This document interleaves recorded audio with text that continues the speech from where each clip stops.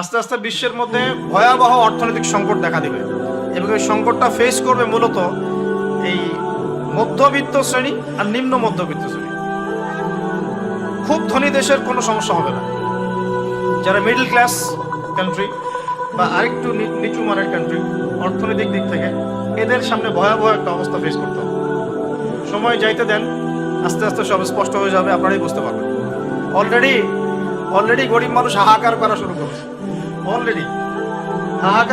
করেছে, বড় লোকের তো কোনো সমস্যা নেই।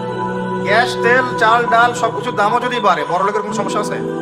আমার তো কোনো সমস্যা নাই, আমি তো খেতে পারতেছি, কোনো না কোনো ভাবে খেতে পারতেছি। কিন্তু যে কৃষক, মজুর, শ্রমিক, হ্যাঁ, যারা গরিব মানুষ, এরা তো আমার মতো না। আমার জন্য 4 বার বিদ্যুতের দাম বাড়লে কোনো সমস্যা নাই। 1000, 1500, 2000, 3000 আপনি ইফোর্ট দিতে পারছেন, আপনার তো সমস্যা নাই। কিন্তু যে ব্যক্তির মাসিক আয় 3000 টাকা, সে কি করবে? সে তো ইফতার করতে বসে বদদোয়া করা শুরু করবে। কারণ এটা বলেছি বৈশ্বিক অর্থনৈতিক সংকটের কারণে, পুরো বিশ্বে একটা ইকোনমিক সংকট চলছে। এখন এই কথাগুলো যেগুলো বলছে, এগুলোর সাথে কিন্তু আমাদের ইসলামিক সমাজ ব্যবস্থা জড়িত আছে। আমরা এদিকে আসতেছি। আল্লাহ পাক বলছেন, ওয়ামা আতাকুমুর রাসূলু ফাখুযু। রাসূল সাল্লাল্লাহু আলাইহি ওয়াসাল্লাম যা যা দেন নিয়ে নাও।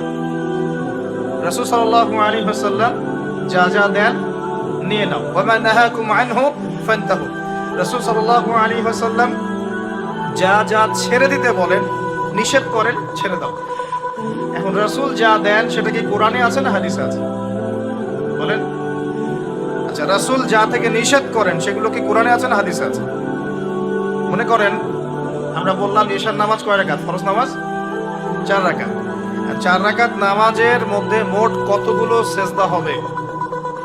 এক রাকাতে আমরা কয়টা সেজদা করব, কয়টা রুকু করব, রুকুর তাসবিহ কি পড়ব এবং কয়বার করে পড়ব, সেজদার তাসবিহ কি পড়ব, কয়বার করে পড়ব, 2 সেজদার মাঝখানে বসবো কিনা, 2 সেজদার মাঝখানে কোনো দোয়া পড়ব কিনা, রুকু থেকে উঠে সামি আল্লাহু লিমান হামিদা বলে রব্বানা ওয়া লাকাল হামদ বলতে হবে কিনা।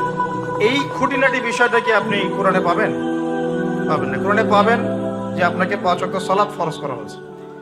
এখন আপনি হাদিসে গিয়ে পাবেন যে সালাতের ওয়াক্ত কেমন হবে, কখন হবে, কিভাবে ওযু করতে হবে, আপনি জুনুবি অবস্থায় থাকলে কিভাবে ফরজ গোসল করবেন, কিভাবে মিসওয়াক করবেন, ওযুর সময় কি আগে ধোবেন, বিসমিল্লাহ বলে কি আগে মাথা মাসা করবেন নাকি আগে হাতের কবজি পর্যন্ত ধোবেন, কি করবেন, ধারাবাহিকতা কেমন হবে, নামাজের দিকে আপনি কিভাবে যাবেন, কিরকম পোশাক পরলে নামাজ হবে, কেমন করলে নামাজ হবে না, কোন ওয়াক্তে নামাজ পড়লে নামাজ হবে, কোন ওয়াক্তে পড়লে হবে না, কোন ওয়াক্তের নামাজ কত রাকাত হবে, কোন রাকাতে কয়টা সেজদা করবেন, কয়টা রুকু করবেন ইত্যাদি, মানে খুঁটিনাটি বিষয়।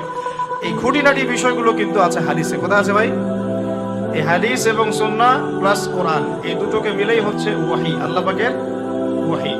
এখন অনেকেই এই আয়াতের ভুল ব্যাখ্যা করতে পারেন যে আল্লাহ পাক তো বলেছেন কোরআনের সমস্ত বিষয় আমি ব্যাখ্যা করেছি, তাহলে হাদিসের কি প্রয়োজন আছে? উত্তর হচ্ছে আল্লাহ পাক কোরআনের সমস্ত বিষয়ের মূল নীতি ব্যাখ্যা করেছেন আর হাদিসে গিয়ে এর বিস্তারিত ব্যাখ্যা করেছেন। আমি কি বুঝাতে পারছি? আরেকটা দলিল সূরা নাজম আয়াত নাম্বার 3-4। সূরা নাজম আয়াত নাম্বার 3-4 আল্লাহ রাব্বুল আলামিন বলছেন যে ওয়ামা ইয়ানতিকু আনিল হাওয়া। মুহাম্মদ সাল্লাল্লাহু আলাইহি ওয়াসাল্লাম নিজের মন গড়া কোনো কথা বলেন না। মুহাম্মদ সাল্লাল্লাহু আলাইহি ওয়াসাল্লাম নিজের মন গড়া একটা শব্দ উচ্চারণ করেন না। ইন হুয়া ইল্লা ওয়াহয়ু ইউহা। তিনি শুধু অতটুকু কথা বলেন যেটা তার কাছে ওহী করা হয়। যখন থেকে নবী সাল্লাল্লাহু আলাইহি ওয়াসাল্লামের কাছে নবুয়ত এসেছে, এরপর থেকে একটা শব্দ নবী সাল্লাল্লাহু আলাইহি ওয়াসাল্লাম আল্লাহর হুকুম ছাড়া বলেন না। একদিন এক ব্যক্তি এসে জিজ্ঞাসা করছিল যে আল্লাহর কাছে সবচেয়ে নিকৃষ্ট জায়গা কোনটা আর সবচেয়ে উৎকৃষ্ট জায়গা কোনটা। নবী সাল্লাল্লাহু আলাইহি ওয়াসাল্লাম চুপ করে থাকলেন অনেকক্ষণ। তিনি চুপ করে আছেন মানে তার কাছে ওহী নাজিল হচ্ছে। কি নাজিল হচ্ছে? ওহী। কিছু কিছু সাহাবী বলতেন, যেমন একজন সাহাবীর নাম হচ্ছে যায়েদ ইবনে হারেসা। তিনি একদিন বলেছিলেন যে একদিন নবী সাল্লাল্লাহু আলাইহি ওয়াসাল্লাম আমার পাশে বসেছিলেন, তার উরু, তার পায়ের এই অংশটা আমার পায়ের উপরে ছিল। হয় না অনেক সময় আমরা বসি না একসাথে মসজিদের মধ্যে, তো এইরকম একটা অবস্থায় আল্লাহর রাসূলের উপর ওহী চলে আসছে। তো সাহাবী বলছেন ওই সময় আমার কাছে মনে হচ্ছিল যে আমার পাটা মনে হয় ভেঙে গুঁড়া হয়ে যাবে। আমার কথা বুঝতে পারছেন না? ওহির যে একটা ভার, মানে ওহি আসছে, তিনি বুঝতে পারছেন যে তার ফিজিক্যালি তার মধ্যে অন্যরকম একটা স্ট্রেন চলে আসছে। আয়েশা রাদিয়াল্লাহু আনহা তিনি বলেছিলেন যে নবী সাল্লাল্লাহু আলাইহি ওয়াসাল্লামকে আমি দেখেছি প্রচণ্ড ঠান্ডার সময় তার কাছে ওহি আসছে, কোরআনের হাদিসের ওহি আসছে, এবং প্রচণ্ড ঠান্ডার মধ্যে তিনি দরদর করে ঘামা শুরু করেছে। তো ওহি আসলে বোঝা যেত কিছু একটা হচ্ছে। তো নবী সাল্লাল্লাহু আলাইহি ওয়াসাল্লাম নবী হওয়ার পরে একটা শব্দ আল্লাহর ওহি ছাড়া কাউকে বলেন নাই। এটা হচ্ছে ইসলামের একটা প্রামাণ্যতা, মানে ইসলাম যে এতই নিখুঁত, এতই নিপুণ, এখানে যার্রা পরিমাণ বাতিল ঢোকার কোনো সুযোগ নাই। তো এই ব্যক্তি জিজ্ঞাসা করছিলেন আল্লাহর কাছে সবচেয়ে উৎকৃষ্ট জায়গা কোনটা, নিকৃষ্ট জায়গা কোনটা। নবীজি উত্তর দিচ্ছেন না, চুপ করে আছে, তার মানে ওহী নাজিল হচ্ছে এখন। বেশ কিছুক্ষণ পর তিনি বললেন, শোনো, ওই ব্যক্তি কোথায় যে প্রশ্ন করেছিল? বলা হলো ওই যে, ডেকে নিয়ে আসো। তাকে কাছে ডেকে বলা হচ্ছে, শোনো, আল্লাহর কাছে সবচেয়ে উৎকৃষ্ট জায়গা হচ্ছে মসজিদ। কোন জায়গা ভাই? মসজিদ। আর আল্লাহর কাছে সবচেয়ে নিকৃষ্ট জায়গা হচ্ছে বাজার। কোন জায়গা?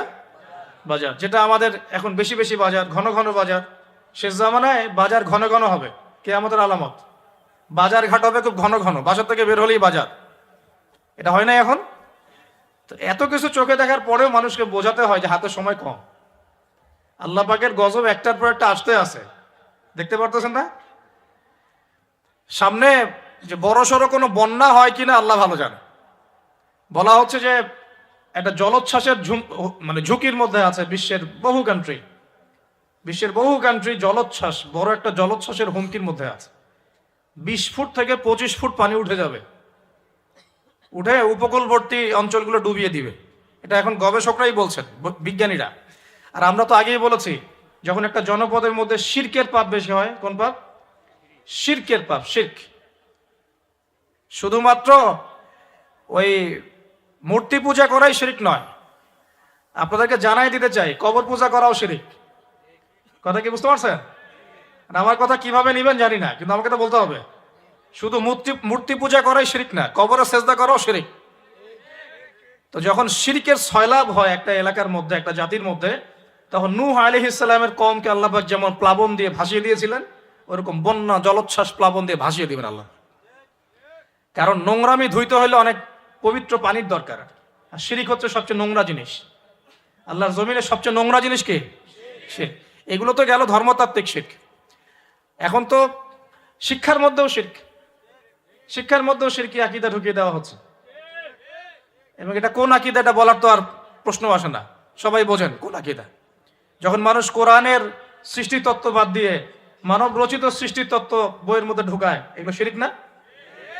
অর্থনীতির মধ্যে এখন শিরক আছে। কিরকম? আল্লাহ পাক হালাল যে অর্থনীতি দিয়েছেন, ওটাকে বুড়া আঙ্গুল দেখিয়ে এখন সুদ ভিত্তিক অর্থনীতি চলছে সব জায়গায়।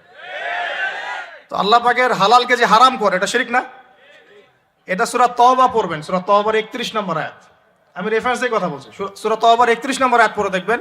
আল্লাহ পাক বলছেন যে আল্লাহর হালালকে যদি কেউ হারাম করে নেয় আর হারামকে হালাল করে নেয়, এই যে পরিবর্তন, এই কাজটা, এটা কিন্তু শিরকি আকীদা, কুফর, শিরক। আপনি আল্লাহর হালালকে হারাম করতে পারেন না। আল্লাহ পাক একটা হারাম করেছেন, আপনি হালাল করতে পারবেন না। মানেন না ব্যক্তিগতভাবে, সেটা আলাদা বিষয়, কিন্তু অন্যের উপর ইম্পোজ করতে পারবেন না। মনে করেন আল্লাহ পাক হালাল করেছেন পর্দা, আপনি পর্দা করেন না, বুঝলাম, এটা আপনার ব্যক্তি স্বাধীনতা, কিন্তু আপনি পর্দাকে ব্যঙ্গ করতে পারবেন না।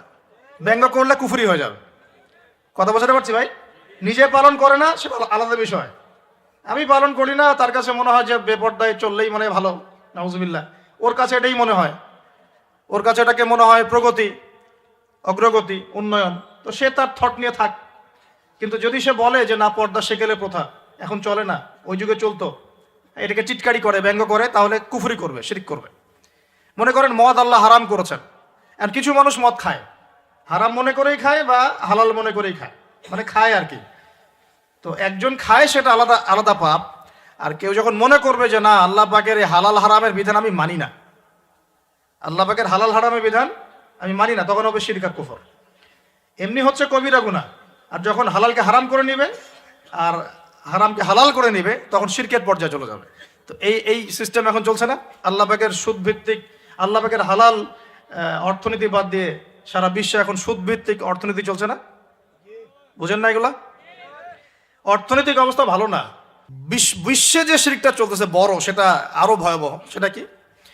বিশ্বের যারা মোরল, যারা এখন বিশ্ব চালায়, তারা বলতেছে এক কথায় যে ধর্মের কোনো দরকার নাই বিশ্বে ধর্মের কোনো দরকার নাই, ধর্মগ্রন্থেরও দরকার নাই, ধর্মীয় বিধানেরও দরকার নেই।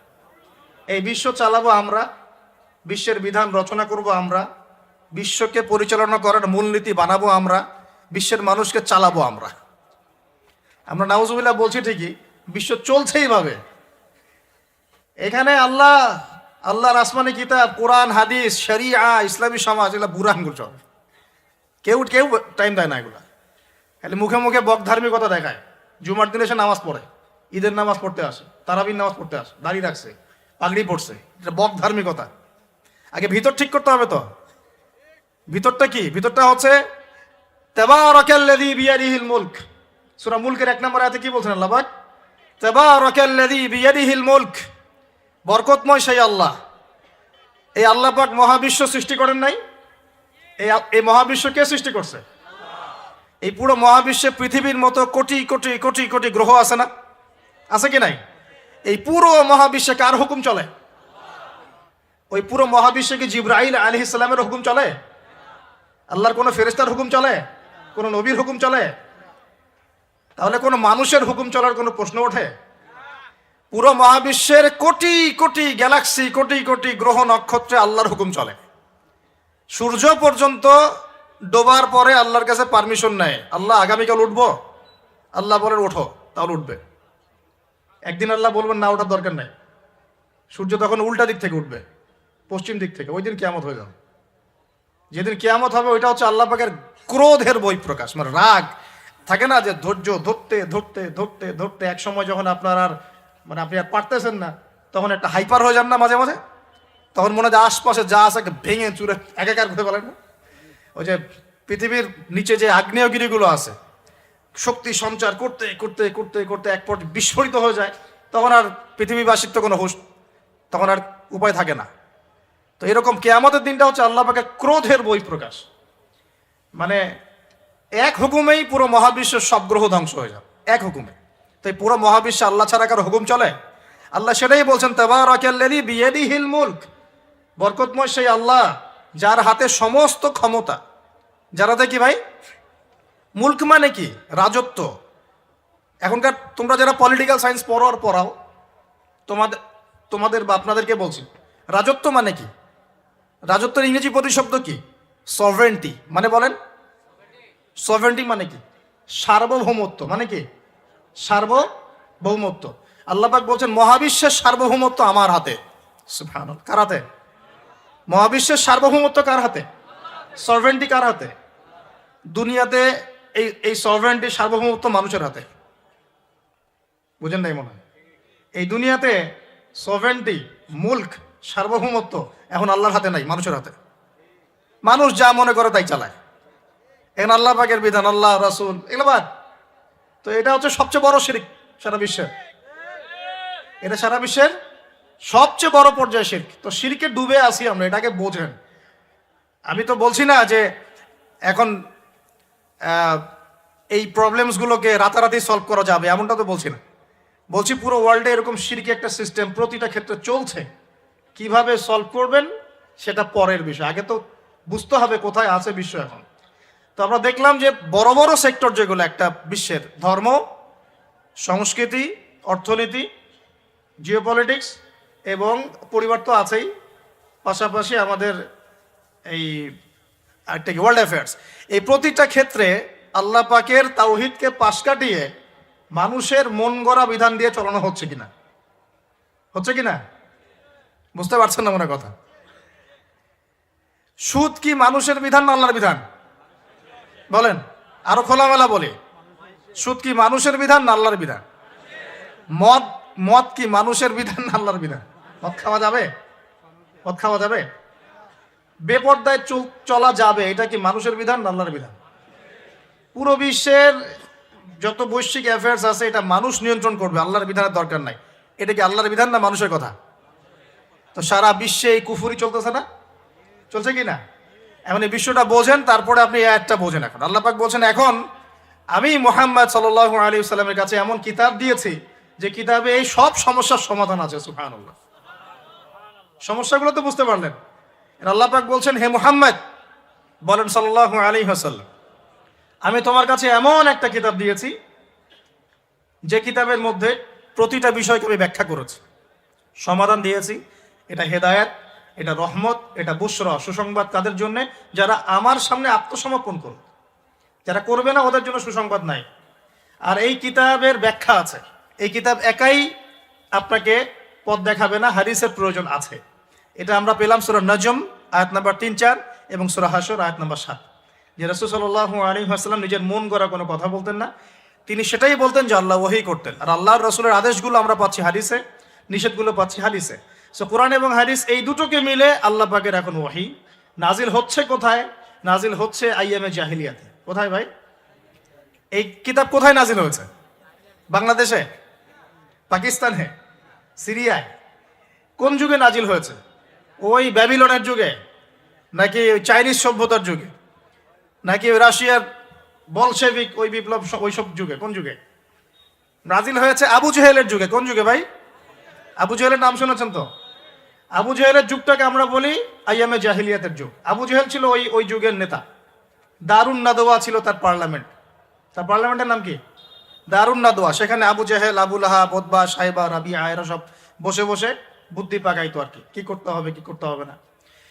বাই দ্য ওয়ে, এই আবু জেহেল, আবু লাহাবরা কিন্তু আল্লাহকে বিশ্বাস করত। আল্লাহ বলে যখন আছে এবং আল্লাহর কাছে যে ফিরে যেতে হবে এটাও তারা বিশ্বাস করতো কিছু কিছু ক্ষেত্রে। কিন্তু আল্লাহ পাকের কোনো বিধান তারা মানতো না। আল্লাহ পাকে পাওয়ার জন্য মাধ্যম পূজা করত। তারা কিন্তু 360টা মূর্তির পূজা এই কারণে করতো না, যে তারা আল্লাহকে বিশ্বাস করে না এমন নয় বিষয়টা। তারা আল্লাহকে বিশ্বাস করত, আল্লাহকে পাওয়ার মাধ্যম হিসেবে তারা এগুলোর পূজা করত। সূরা জুমার পড়েন, সূরা জুমারের 1-2-3 আয়াত পড়ে দেখেন। আবু জেহেলদের কথা আল্লাহ বলেছেন। তারা বলতো, মা না'বুদুহুম, আমরা এই লাত উজ্জা মানাতের উপাসনা এই কারণে করি, শুধু এই কারণে করি, লিয়ুকাররিবুনা ইলাল্লাহি যুলফা, যে এই লাত উজ্জা মানাত, হবল, এই যে মূর্তিগুলো, এগুলো আমাদেরকে আল্লাহ পর্যন্ত পৌঁছে দিবে, এই কারণে করতো। ওরা কিন্তু আল্লাহকে অস্বীকার করতো না। এমনকি বদর যুদ্ধে যাওয়ার সময়ও আবু জেহেল কিন্তু কাবা ঘরে দোয়া করে গেছে। তারা কিন্তু হজ ওমরাও করতো, বিকৃত হজ ওমরা করতো। তো এটা মনে করবেন না যে আবু জেহেলরা আল্লাহকে বিশ্বাস করতো না। এবার আবু জেহেলকে চিনতে পারছেন? আবু জেহেল কেমন ব্যক্তি? যে আল্লাহকে বিশ্বাস করে ঠিকই, কিন্তু আল্লাহ পাকের কোনো বিধান মানতে চায় না। তো এখন এই 90 আবু জেহেলরা আমাদের সমাজে আছে কি নাই বলে? আমি কি মিলাইতে পারতেছি? আমি আমার চেষ্টা করছি আপনাদেরকে সহজ করে বোঝানোর জন্য, কিন্তু পারছি কিনা জানি না। অনেক সময় হয় কি যে নিজেরা অনেক কিছু বুঝি কিন্তু বোঝাতে পারি না। বোঝাতে পারাটাও একটা আল্লাহ পাকের রহমত। মানে কাউকে বোঝাতে পারানোটা কিন্তু আল্লাহ পাকের রহমত। অনেক সময় দেখবেন আপনি বুঝতে পারছেন অনেক কিছু, কিন্তু মানুষকে বোঝাতে পারছেন না। তা আমি চেষ্টা করছি বোঝানোর জন্য, আমি কতটুকু পারছি আমি জানি না। এই যে আবু জেহেলকে চিনতে পারলেন? আবু জেহেল এমন একজন বুদ্ধিজীবী মানুষ, খুব বুদ্ধি তার, কারণ তার নাম হচ্ছে আবুল হাকাম। কি নাম? আবুল হাকাম। আবু জেহেলের নাম আবু জেহেল না, আবু জেহেলের নাম আবুল হাকাম, মানে জ্ঞানের পিতা। ওই সমাজের মানুষ তাকে বলতো জ্ঞানের পিতা। জ্ঞানের পিতা, ফিলোসফার, সে দার্শনিক, সে বুদ্ধিজীবী। বুঝতে পারছেন না কথা? আইয়ামে জাহিলিয়াতের মানুষ তাকে সম্মান দিয়ে কথা বলতো, তাকে বলতো তুমি জ্ঞানের পিতা। তা আমাদের ইসলাম তাকে আবু জেহেল কেন বলছে তাহলে? কারণ সে আল্লাহ পাককে চিনত। আল্লাহ পাককে চেনার পরেও আল্লাহ পাকের বিধানকে সরাসরি বিরোধিতা করেছে। কোনো অজ্ঞ মানুষ ছাড়া এই কাজ কেউ করতে পারে? তা এখন বলেন, এরকম মানুষ সমাজে আছে কি নাই? এই 90 আবু জেহেলরা আছে না নাই? আছে রে ভাই, আছে, আছে না? এরকম মানুষও পৃথিবীতে সমাজে আছে। তো এখন বলেন, আবু জেহেলদের যুগে আল্লাহ পাক কুরআন হাদিস নাজিল করলেন কেন? কি প্রয়োজন ছিল? উত্তর, আবু জেহেলদের যুগের মধ্যে বর্তমান সময়ের মতো শিরক ছিল। কি ছিল ভাই? আবু জেহেলদের যুগে বর্তমান সময়ের মতো সুদ ছিল, সুদ। আবু জেহেলদের যুগে বর্তমান সময়ের মতো মাদক ছিল। আবু জেহেলদের যুগে বর্তমান সময়ের মতো মেয়েদের প্রতি এই বর্বর আচরণ ছিল, মানে নারীর অবমাননা ছিল। বরং আমি খোলামেলাই বলি, আবু জেহেলের যুগ থেকে এই যুগে নারীর অবমাননা আরো বেশি ভালো। আর কোন কোনগুলো খারাপ? এখন এগুলো যখন প্রমাণ হয়ে যাবে, মেনে নিতে কোনো সমস্যা, মানতে কোনো আপত্তি আছে ভাই? এই মেনে নেওয়ার নাম হলো ইসলাম। মেনে নেওয়ার নাম কি ভাই? ইসলাম। এখন দ্বিতীয় প্রশ্ন হচ্ছে, ইসলাম কি পরিপূর্ণ না অসম্পূর্ণ? উত্তর হচ্ছে আল্লাহ পাক সূরা মাইদার 3 নম্বর আয়াতে বলছেন। কত নম্বর আয়াত? সূরা মাইদার 3 নম্বর আয়াতে আল্লাহ পাক বলছেন যে আল ইয়াউমা আকমালতু লাকুম দীনাকুম, আজকে আমি দিন ইসলামকে একদম পরিপূর্ণ করে দিলাম। ওয়া আতমামতু আলাইকুম নি'মাতি, তোমাদের উপর আমার নিয়ামতকে পূর্ণতা দিলাম। ওয়া রাদিতু লাকুমুল ইসলাম দীনান, তোমাদের উপরে দিন ইসলামকে মনোনীত করে আমি আল্লাহ সন্তুষ্ট হয়ে গেলাম। তাহলে এই আয়াত থেকে কি বোঝা গেল? ইসলাম পরিপূর্ণ না অসম্পূর্ণ? এন্ড পরিপূর্ণ মানে আমরা কি বুঝি? কিছু অংশ আছে, কিছু নাই। কিছু কিছু হেদায়েত আছে, কিছু কিছু নাই। কিছু কিছু বিষয়ের সমাধান আছে, কিছু কিছু নাই। নাকি জগতের সমস্ত বিষয়ের সমাধান আছে? কোনটা? এই কথাটাই আগে হজম করতে হবে যে কোরআন সুন্নাহ ভিত্তিক এই ইসলামের মধ্যে পৃথিবীর সমস্ত সমস্যার সমাধান আছে। এর সামনে আত্মসমর্পণ করলে পরে আপনি হবেন মুসলিম, তার আগে হবেন না। আমার কথা কি বোঝাতে পারছি? এরপরে আপনি মুসলিম হবেন। এখন যদি কেউ অস্বীকার করে সে কি হবেন? যদি কেউ পুরোপুরি অস্বীকার করে, না কোরআন সুন্নাহ সবকিছু নাই, আমি মানি না, তাহলে হবে সে কাফের। কি হবে? কাফের। কেউ যদি এগুলোর সাথে আল্লাহকে অংশীদার সাব্যস্ত করে সে কি হবে? সে হবে মুশরিক। কেউ যদি বলে আমি, বলে না, মনে মনে অস্বীকার করে কিন্তু মুখে মুখে বলে হ্যাঁ মানি, এমন মানুষ নাই? মুখে মুখে বলে হ্যাঁ মানি মানি মানি সবই মানি, আর মনে মনে অস্বীকার করে, ইসলামের বিরুদ্ধে কাজ করে ভিতরে ভিতরে। এই মানুষগুলোকে কি বলা হয়? মুনাফিক। আর এক শ্রেণী আছে যারা স্বীকার করে নেয় যে হ্যাঁ এগুলোই ঠিক, কিন্তু চলতে পথে, আল্লাহর পথে চলতে গিয়ে কবিরা গুনায় লিপ্ত হয়, তখন এদেরকে আমরা বলি ফাসেক বা জালেম। আমার কথা কি বুঝতে পারছেন? 5টা শ্রেণীর মানুষ আপনাকে দেখাই দিলাম ইসলাম কেন্দ্রিক। কেউ শিরিক করে হচ্ছে মুশরিক, কেউ অস্বীকার করে হচ্ছে কাফের, কেউ মুখে স্বীকার করছে মনে স্বীকার করছে না, হচ্ছে মুনাফিক, কেউ স্বীকার করে পথ চলতে গিয়ে কবিরা গুনাহ করছে, কবিরা গুনাহ, তখন সে জালেম হচ্ছে বা ফাসেক হচ্ছে। আর কেউ পরিপূর্ণরূপে আত্মসমর্পণ করে আমলে প্রমাণ করে সে মুমিন মুসলিম হচ্ছে। আল্লাহ পাক আমাদেরকে এই মুমিন মুসলিম হওয়ার তৌফিক দান করুন। এখন এই হলো ইসলাম। ইসলামী সমাজ কি? ইসলামী, ডিস্টার্ব করেন না প্লিজ। ইসলামিক সমাজ কি জিনিস? ইসলাম কি শুধু ব্যক্তি জীবনে পালন করারই ধর্ম বা জীবন? আচ্ছা, ধর্ম না জীবন ব্যবস্থা, এটাও তো জানতে হবে নাকি? ধর্ম আর জীবন ব্যবস্থার মধ্যে পার্থক্য কি? আল্লাহ পাক ইসলামকে কি বলেছেন? দিন আল ইসলাম। দিন কি বলেছেন? দিন। দিন শব্দটা কি? আল্লাহ পাক বলছেন ইন্না দীনা ইনদাল্লাহিল ইসলাম। সূরা আলে ইমরান আয়াত নাম্বার 19। সূরা আলে ইমরান আয়াত নাম্বার 19 আল্লাহ পাক বলছেন ইন্না দীনা ইনদাল্লাহিল ইসলাম। আল্লাহর কাছে ইসলাম কি? একমাত্র দিন। আরবি শব্দটা বলেন দিন। কবরে প্রশ্ন কি করা হবে?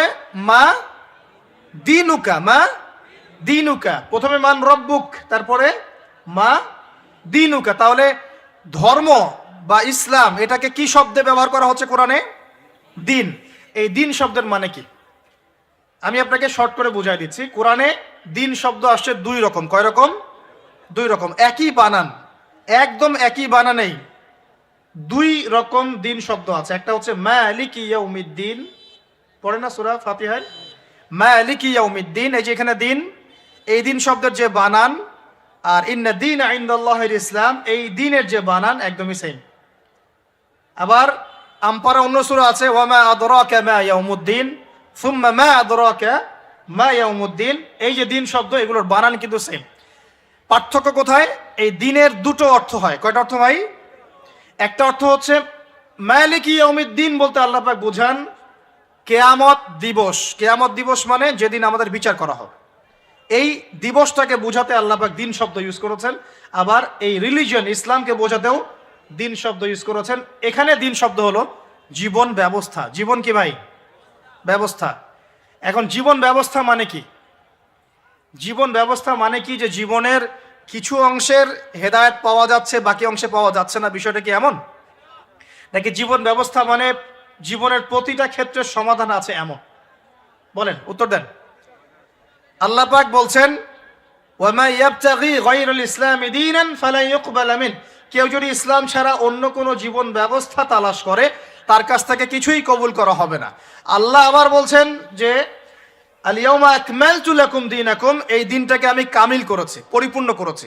আল্লাহ পাক নিজেই বলছেন এই দিন আমার কাছে গ্রহণযোগ্য। আল্লাহ নিজেই বলছেন এই দিনটাকে আমি কামেল করেছি, পরিপূর্ণ করেছি। আল্লাহ নিজেই বলছেন এই দিন বাদ দিয়ে অন্য দিন কবুল হবে না। তাহলে এই দিন কি অসম্পূর্ণ থাকতে পারে? নিঃসন্দেহে এটা পরিপূর্ণ। এন্ড পরিপূর্ণ মানে কি? ওই যে প্রথমে একটা আয়াত তেলাওয়াত করেছিলাম, সূরা নাহল আয়াত নাম্বার 89। আল্লাহ বলেছেন তিবিয়ানান লিকুল্লি শাই, কোরআন সুন্নাহয় আমি সব ব্যাখ্যা করেছি। আরো একটা দলিল দিয়ে দেই, সূরা কাহফ আয়াত নাম্বার 54। কত নম্বর আয়াত ভাই? এগুলো বাসায় গিয়ে চেক করে দেখেন, বাসায় গিয়ে একটু পড়াশোনা করেন, না হলে শুধু শুনবেন এক কান দিয়ে আর বেরো যাওয়ার কান দিয়ে। আর রেফারেন্স চেক করে যদি দেখেন সব ঠিক আছে, তখন মেনে নেওয়ার চেষ্টা করেন। আমি আগে বলছি না যে মানার দরকার আছে, আমি এখন বলছি মানার দরকার নাই। বাসায় গিয়ে আগে চেক করবেন, যদি দেখেন হ্যাঁ সব কথা ঠিক আছে, তারপরে মানার চেষ্টা করেন। আল্লাহ পাক তৌফিক দান করুন। এখন আসেন, আল্লাহ সূরা কাহফের 54 নম্বর আয়াতে বলছেন যে ওয়ালাকাদ সাররাফনা ফি হাযাল কুরআন লিন-নাসি মিন কুল্লি মাসাল, আমি এই কোরআনে মানব জাতির জন্য প্রতিটা বিষয়কে ব্যাখ্যা করেছি। এবার আরো স্পষ্ট হয়ে গেল ইসলাম, কোরআন এবং সুন্নাহয় এমন কোনো বিষয় নাই যা নাই। এই হলো পরিপূর্ণ জীবন ব্যবস্থা। তো নবী সাল্লাল্লাহু আলাইহি ওয়াসাল্লাম কাদেরকে নিয়ে ওই আবু জেহেলের সমাজ পরিবর্তন করলেন বলেন? এবং কি হাতে নিয়ে করলেন? আল্লাহর ওহী, মানে কোরআন এবং হাদিস। এটাকে শুধু মুখে মুখে আমল করে বলেছেন না, নিজে আমল করে দেখিয়েছেন। নিজে বিশ্বাস করেছেন, স্বীকৃতি দিয়েছেন, আমল করেও দেখিয়েছেন, মানুষকে দাওয়াতও দিয়েছেন। এখন একা একা করেছেন না সবাইকে নিয়ে করেছেন? তার মানে ইউনিটি লাগবে। কি লাগবে ভাই? একা একা পারা যাবে না। এই যে আমি একা একা লেকচার দিয়ে যাচ্ছি, আসলে আমি দিন কায়েম করতে পারবো না। এখানে আমি আপনাকে দিনের কিছু নসিহত করতে পারবো, কিছু দাওয়াত দিতে পারবো, কিন্তু আমি কিন্তু এখানে দিন কায়েম করতে পারবো না। একা একা দিন কায়েম করা যায়, একা একাও যায় না, এক শ্রেণীর মানুষকে নিয়েও যায় না। মুসলিমদের মধ্যে মনে করেন যে মুসলিমদের মধ্যে একটা এলাকার মুসলিম আছে, মনে করেন 1 লাখ, কথার কথা বলছি, 1 লাখের মধ্যে 1000 মানুষ সবকিছু বোঝে, বাকিরা এতটা বোঝে না। ওদেরকে বোঝাতে হবে। ওদের কি করতে হবে? বোঝাতে হবে। ওই আমরা যদি মনে করি আমি 1000 আমি সব করতে পারবো, ভুল করবেন। তখন কি হবে? জাহেলিয়াতের সংখ্যা গরিষ্ঠতার স্রোতে আমি হারিয়ে যাব। কথা বুঝতে পারছেন? নবী সাল্লাল্লাহু আলাইহি সাল্লাম কিভাবে করেছেন? তার আগে আমি একটু প্রশ্ন করি, কত বছর লেগেছে তার সমাজ পরিবর্তন করতে? বলেন। 23 বছর। এত মাশাআল্লাহ। 23 বছর পরে ওই মক্কায়, ওই আবু জেহেলের যুগেই, আবু জেহেলের সেই যুগ কি আর বাকি থাকলো? 23 বছর পর কি শিরক ছিল ওই যুগের মধ্যে? আর মক্কায় কোনো সুদ ছিল? মক্কায় কোনো মাদক, কোনো জেনা, ব্যভিচার, মেয়েদের শ্লীলতাহানি, ধর্ষণ, জেনা, হ্যাঁ, গুম খুন, তারপরে আপনার এই যে গোচ্চু হানাহানি, মারামারি, কোনোটা কি আর বাকি ছিল? মানে 23 বছরের সমাজ টোটাল নিট অ্যান্ড ক্লিয়ার, সাফ। কত বছর? 23 বছর। কিভাবে করলেন? প্রথমত তিনি ওহির জ্ঞানের চর্চা করেছেন, নিজে আমল করেছেন, সাহাবীদেরকে শিখিয়েছেন, এবং সাহাবীরা সবাই মিলে দাওয়াতি কাজ করে একটা জনসমষ্টি তৈরি করেছেন কি না? প্রথমে কি নবী সাল্লাল্লাহু আলাইহি ওয়াসাল্লাম প্রকাশ্যে দাওয়াত দেওয়া শুরু করেছেন? না। প্রথম 3 বছর, কত বছর? তিনটা বছর নবী সাল্লাল্লাহু আলাইহি ওয়াসাল্লাম গোপনে মানুষকে দাওয়াত দিয়েছেন। কিভাবে ভাই? গোপনে, man to man, door to door. কাদেরকে দাওয়াত দিয়েছেন?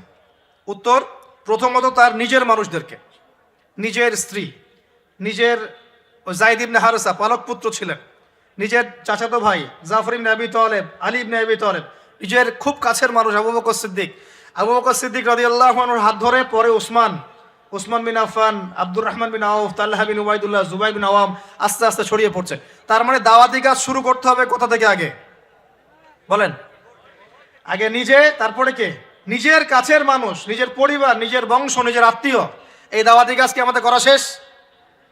কারা কারা করা শেষ? হাত তোলেন দেখি। আগে শুরু করেন। আগে তো নিজেকে দিয়ে শুরু করতে হবে নাকি ভাই? নিজের পরিবারের সবাই নামাজি, নামাজের দাওয়াত দিচ্ছি কিনা? নামাজের দাওয়াতটুকু দিচ্ছি? নিজের পরিবারে কি পর্দা কায়েম করতে পারছি? নিজের পরিবারে কি তালিম চালু হচ্ছে? নিজের সন্তানরা কি কোরআন পড়ছে? নিজের পরিবারে কি সবাই রমজান মাসে রোজা রাখছে, হালাল খাচ্ছে? আগে নিজের পরিবার দিকে ফোকাস করেন। আল্লাহ পাক তৌফিক দান করেন। এরপর আল্লাহ ওহী নাযিল করলেন, ওয়ানদির আশিরাতাকাল আকরাবিন। এবার তুমি কাকে সতর্ক করবে? তোমার কাছের আত্মীয় স্বজন গোত্রের লোককে। তখন তিনি ওই যে পাহাড়ের উপর উঠে ডাকলেন, ইয়া মা আশারাল কুরাইশ, ইয়া মা আশারাল কুরাইশ, তোমরা সবাই আসো। এই বনু আদি, বনু তাইন, হ্যাঁ, বনু মখজুম, তারপরে যে বনু হাশিম, সব গোত্র জড়ো হলো। জড়ো করে তিনি সব গোত্রকে বলছেন যে আমি মুহাম্মদ সাল্লাল্লাহু আলাইহি ওয়াসাল্লাম যদি আপনাদেরকে বলি এই পাহাড়ের পিছনে একটা সেনাবাহিনী অপেক্ষা করছে, আপনাদেরকে আক্রমণ করবে, আপনারা কি আমার কথা বিশ্বাস করবেন? তখন সবাই এক বাক্যে বলল, কেন বিশ্বাস করব না? তোমাকে কখনো আমরা মিথ্যাবাদী পাই নাই, তুমি আস-সাদিকুল আমিন, সত্যবাদী আমিন। তখন নবীজি বললেন যে কুলু লা ইলাহা ইল্লাল্লাহ তুফলিহুন, তোমরা সবাই বলো লা ইলাহা ইল্লাল্লাহ, আল্লাহ ছাড়া কোনো মাবুদ নাই, আল্লাহর বিধান ছাড়া কোনো বিধান নাই, আল্লাহর দাসত্ব ছাড়া কোনো দাসত্ব নাই, তোমরা সফল হয়ে যাবে ইনশাআল্লাহ। তখন ওই যে আবু লাহাব হাততালি দেওয়া শুরু করলো, আর আবু লাহাব ঢিল নিয়ে মারা শুরু করলো। সবাই হাততালি দিচ্ছে, টিটকারি করছে, মস্করা করছে। হ্যাঁ, লিহাদা জামাআতানা, বলছে এই জন্য আমাদেরকে এখানে একত্রিত করেছো, এই বকবকানি শোনার জন্য, এই বাজে কথা বলার জন্য আমাদেরকে এখানে ডেকেছো। তখন থেকে শুরু হলো প্রকাশ্য বিরোধিতা। এবার শুরু হলো ইটপাটকেল, শারীরিক নির্যাতন, মানসিক নির্যাতন, বয়কট, এইটা সেইটা সব। তো এখন বলেন, যে মানুষটা আগে সাদিকুল আমিন ছিল, সত্যবাদী এবং বিশ্বস্ত, এবার সবাইকে ডেকে দাওয়াত দেওয়ার পরপরই তিনি হয়ে গেলেন কাযযাব, মিথ্যাবাদী, হ্যাঁ, সাহেব, জাদুকর, ফারিকুল জামাত বিভক্তকারী, মাজনুন, পাগল। টুক টুক টুক টুক করে আগাবো ইনশাআল্লাহ। একটা রুটিন ফিক্স করে নেবেন, ডেইলি 1 ঘন্টা করে আপনি পড়াশোনা করার চেষ্টা করুন। আমি অনেক লেকচারে কিছু সিলেবাস বলেছি, আপনাকে কোরআন পড়তে হবে, আরবি ভাষা শিখতে হবে, হাদিসের কিতাবগুলো পড়বেন, ইতিহাস, ইসলামের ইতিহাস পড়বেন, ইসলামিক অর্থনীতির বইগুলো পড়বেন, বড় বড় রিনাউন্ড ওলামায়ে কেরামদের বইগুলো পড়বেন, সিরাত পড়বেন, আকীদার বই পড়বেন, ফিকহের কিছু বই পড়বেন। মানে আপনার একটা ক্লাসিক্যাল পড়াশোনার ধারা থাকতে হবে। এবং এই পড়াশোনা একা একা করা যাবে না। কিছু বই আপনি একা হয়তো পড়তে পারবেন, কিন্তু অনেক কিতাব আছে যেগুলো আপনি একা পড়তে পারবেন না। আপনার বিজ্ঞ ওলামায়ে কেরামের সোহবত দরকার আছে। এটার দায়িত্ব আপনার, আপনি খুঁজে বের করবেন কার সোহবতে আপনি যেতে চান। আল্লাহ পাক আপনাকে তৌফিক দান করুন। প্রথম কথা, জ্ঞান অর্জন। 2 নম্বর, দিন প্রতিষ্ঠা, ইসলামী সমাজ ব্যবস্থার জন্য সাহাবীগণ নিজেরা আমল করিয়ে দেখেছেন, শুধু জ্ঞান অর্জনই করেন নাই। যে জ্ঞান অর্জন করেছিলেন সেটা আমল করে দেখিয়েছেন। যেমন উমর রাদিয়াল্লাহু আনহু বলতেন যে সূরা বাকারা হিফজ করতে আমার সময় লেগেছে 12 বছর। কত বছর? 12 বছর লেগেছে সূরা বাকারাটাকে আয়ত্ত করতে। কারণ সাহাবীরা যতক্ষণ পর্যন্ত 10টা আয়াত লেসন নিয়েছেন, 10টা আয়াতের উপর আমল না করা পর্যন্ত নতুন করে দার্স নিতেন না। বুঝতে পারছেন না? মনে করেন আপনি সূরা মাউন শিখেছেন, মাউন, আরাআইতাল্লাযী ইউকাযযিবু বিদ্দিন, এই সূরা আপনি শিখেছেন। সাহাবীদের সুন্নত ছিল কি, এই সূরাটার উপর তারা আমল না করা পর্যন্ত নতুন লেসন নিতেন না। এভাবে তারা আমল করতেন। আমরা কি এমন করে আমল করি? আমরা যত পারি আগে তথ্য ইনস্টল করতে থাকি। আমাদের জ্ঞান চর্চাটা হচ্ছে তথ্য ইনস্টল করার মতো। তথ্য ইনস্টল করাকে জ্ঞান চর্চা বলে না। এটাকে আমরা ওয়েল ট্রেন্ড বলতে পারি, ওয়েল এডুকেটেড বলতে পারি। সার্কাসের সিংহ বাঘ দেখেছেন না? লাঠি চাবুকের ভয়ে অনেক কাজ করে না? অনেক কুকুর দেখা যায় না যে ট্রেনিং প্রাপ্ত, যা কমান্ড করে সে ফলো করে না? এটা ওয়েল ট্রেন্ড বলা যায় না, এই কিন্তু ওয়েল এডুকেটেড না। আমাদের ক্রিটিক্যাল থিঙ্কার্স দরকার, মানে কোরআন সুন্নাহ পড়বে, আমল করবে এবং এটাকে নিয়ে গবেষণা করার চেষ্টা করবে। মানে আমাদের কোরআন সুন্নাহকে নিয়ে গবেষণার একটা প্রজন্ম দরকার, গবেষক প্রজন্ম, ক্রিটিক্যাল থিঙ্কার্স।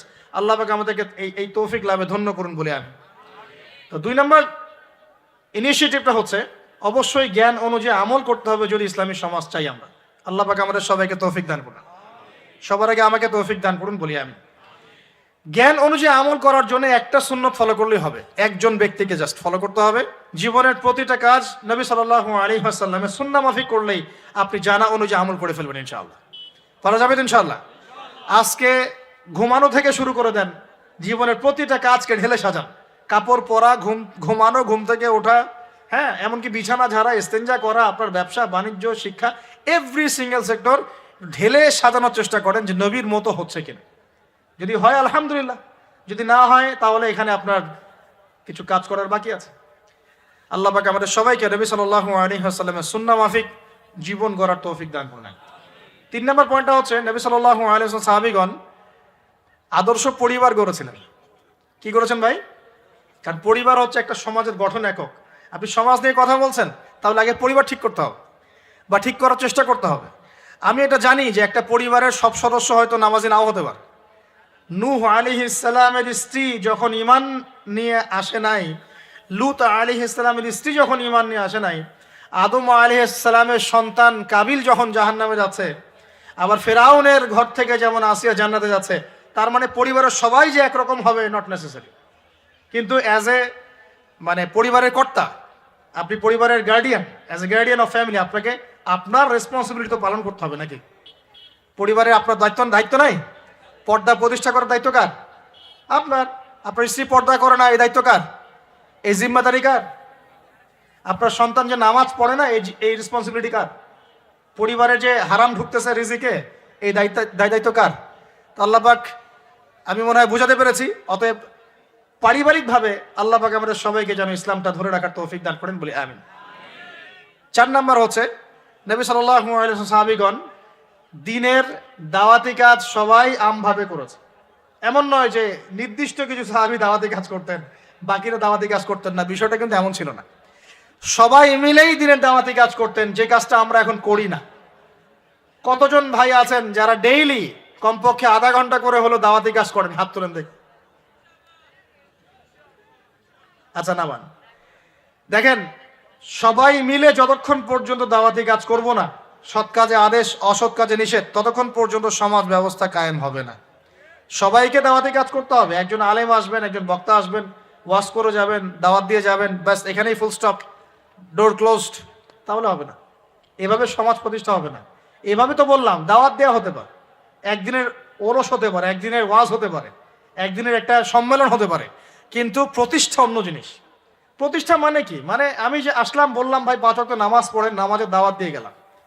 আর প্রতিষ্ঠা মানে কি? যদি এখানকার অথরিটি আমার কাছে থাকতো আর আপনি নামাজ পড়ছেন না, আমি আপনার দোকান সিলগালা করে ফেলতাম।